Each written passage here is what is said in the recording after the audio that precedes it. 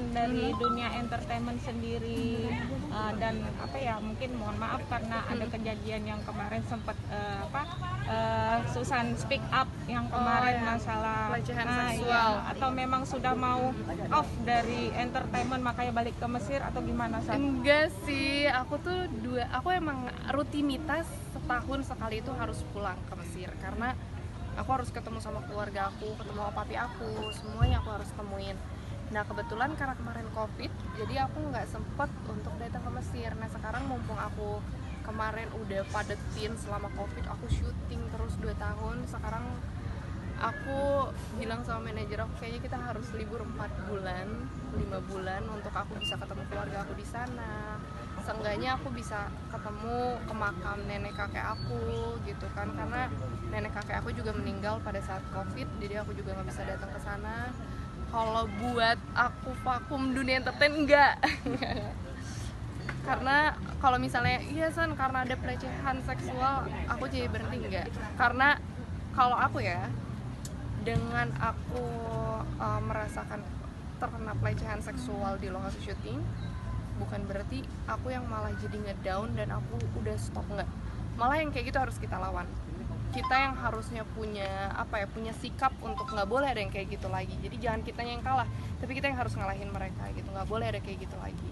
Tapi kalau boleh jujur San, traumatik itu masih ada San sampai sekarang? Traumanya sih enggak ya. Aku 3 hari doang waktu itu nggak bisa ngomong di lokasi syuting, terus benar-benar ngerasain ternyata kayak gini ya, dilecehin gitu. Dan aku mau speak up juga bingung mau ngomongnya gimana, orang akan nyalahin aku atau enggak gitu.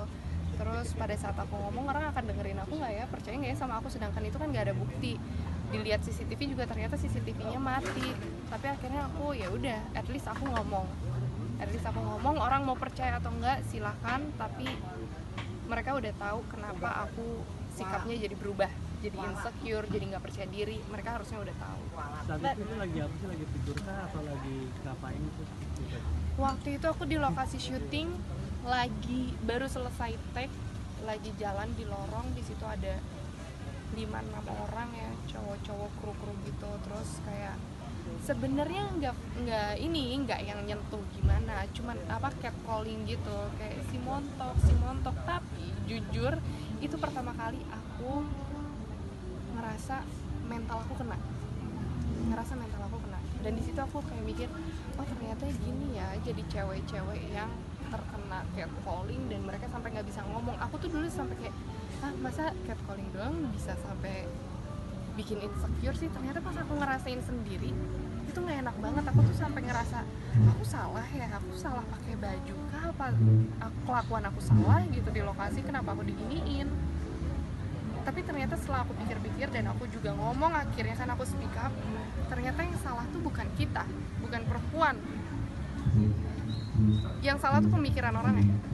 Kenapa dia bisa mikir kayak gitu? Kenapa mereka bisa seenaknya ngegoda-godain cewek, terus kayak memberikan perkataan-perkataan yang membuat seseorang mentalnya kena gitu. Aku sempat kesel banget sih, kayak apakah orang-orang bahagia kan melihat perempuan mentalnya kena dan masa depannya pasti akan jadi lebih terganggu, karena jujur itu tuh akan berpengaruh buat masa depan, buat kedepannya ya. Aku berharap sih dia nggak tahu ya, karena kalau dia tahu pasti dia bakalan marah banget. Kalau mami aku tuh lebih kayak, ayo kamu laporin, kamu jangan takut gitu. Jadi mami aku juga support untuk, ayo kamu nggak boleh down, kamu nggak boleh kena psikisnya, mentalnya kita harus tindak lanjutin gitu. Jadi pikir-pikir nggak sih setiap memilih job mulai semenjak itu?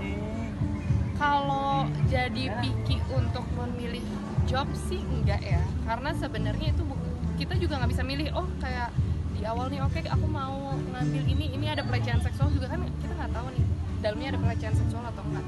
Kita bisa tahu pada saat kita udah menjalankan. Jadi aku bersyukur sih sekarang industri perfilman kita udah sangat tegas. Kalau ada yang lapor terkena pelecehan seksual itu langsung ditindaklanjutin. Jadi yang benar-benar aku nggak sekarang jadi ngerasa aman gitu. dan mungkin banyak juga talent-talent di luar sana ngerasa lebih nyaman juga sekarang. Son, sempat ini nggak sih, maaf sebelumnya, sempat jadi rasa ada ketakutan nggak sih sama hubungan pacaran sendiri dengan adanya kejadian itu? Ya ampun, kasihan pacarku jadi ini gitu loh. Enggak sih, kalau aku jujur aku malah mentingin mentalnya aku, karena gini, kalau misalnya orang-orang yang terkena pelecehan seksual ya, itu yang aku pikirin adalah, yang pertama kali aku pikirin itu mental orang yang terkena pelecehan seksualnya, korbannya ya.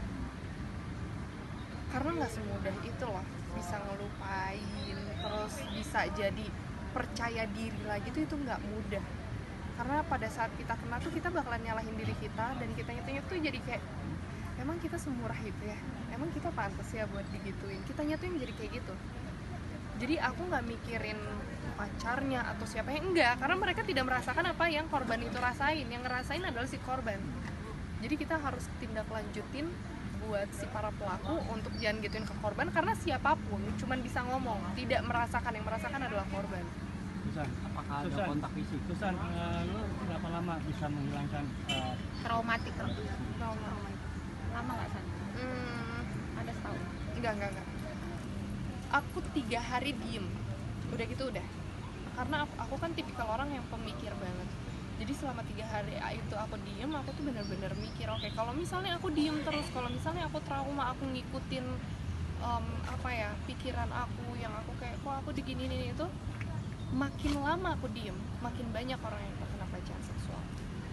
Jadi aku udah siap untuk menanggung resiko. Kok Susan speak up sih ini itu, aku nggak peduli, karena aku ingin nyelamatin banyak orang. Aku pingin perempuan di luar sana berani untuk speak up.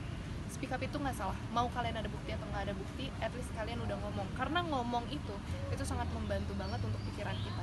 Kadang kita cukup ngomong udah ngerasa lega ya kan, walaupun ya didengar atau nggak didengar, tapi kita udah lega, at least kita udah ngomong. Tapi lu ngomong ke siapa? Ke orang terdekat, orang tua, Pacar, atau ke mana psikiater? itu. Aku ngomong ke pihak dari PH-nya, PH tersebut, dan aku bersyukur banget, aku benar-benar langsung diperhatiin dan langsung ditindaklanjutin. Habis itu aku juga ngobrol sama psikiater segala macam, ini kayak gimana ya, dan ya aku bersyukur sekarang udah lebih ditegasin lagi ya di perfilman. Jadi mudah-mudahan sih nggak ada kejadian kayak gitu lagi, dan ternyata korbannya banyak. Tapi kru itu sendiri dikeluarin kah atau memang masih tetap ada? Waktu itu kita udah coba untuk ditindaklanjutin, tapi nggak ketahuan si pelakunya ini siapa aja. Karena waktu itu kita syuting di perkantoran yang udah nggak dipakai, jadi CCTV-nya tuh mati. Itu udah dicek semua CCTV, ternyata mati. Nggak ada juga yang tahu orangnya siapa, karena pada saat aku digituin aku nundukin kepala karena aku malu. Lihat ya. Takut, beneran takut. Mungkin aku kalau dilecehin sama 1 orang atau 2 orang yang ngomong kayak gitu, aku bisa samperin maksudnya apa ngomong kayak gitu kan, bisa aku langsung tegur. Tapi ini 6 orang, 7 orang tuh yang aku jadi kayak, aku salah ya gitu, kayak aku langsung nundukin aku salah ya. Aku sampai bilang akhirnya ke orang kostum, boleh nggak sih kostum aku diganti. Tapi kan balik lagi, ini kan film ya, nggak bisa dong aku semaunya aku gitu. Dan akhirnya aku kayak, oke, aku harus speak up karena aku juga pingin film aku bagus. Aku nggak mau aku jadi actingnya setengah-setengah karena aku merasa tidak percaya diri. Dan aku juga bilang, gimana perfilman Indonesia mau berkembang, mau maju, mau